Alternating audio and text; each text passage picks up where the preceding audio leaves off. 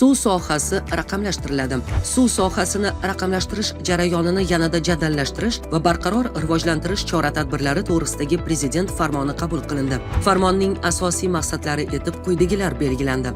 Jumladan, respublikada foydalanilayotgan suv resurslari hisobining to'liq yuritilishini yo'lga qo'yish, 400 dan ortiq ma'lumotlarni raqamlashtirish, 600 mingdan ortiq suv iste'molchilari, 4,3 million gektar sug'oriladigan yer maydonlari hamda sug'orish uchun foydalanilgan suv resurslari to'g'risidagi ma'lumotlarni elektron tarzda shakllantirish, suv hisobi yuritilishi jarayonida inson omilini kamaytirish, suvdan foydalanuvchilar va iqtisodiyot tarmoqlarida suv resurslaridan foydalanish bo'yicha ma'lumotlar bazasini yaratish, suv sohasini barqaror rivojlantirish, innovatsion va ilg'or texnologiyalarni keng joriy etish, suv xo'jaligi sohasida raqamlashtirish jarayonini yanada jadallashtirish maqsadida Suv xo'jaligi vazirligining tuzilmasida markaziy dispetcherlik va suv balansi xizmati negizida davlat muassasasi shaklida suv xo'jaligini raqamlashtirish va monitoring markazi tashkil etiladi.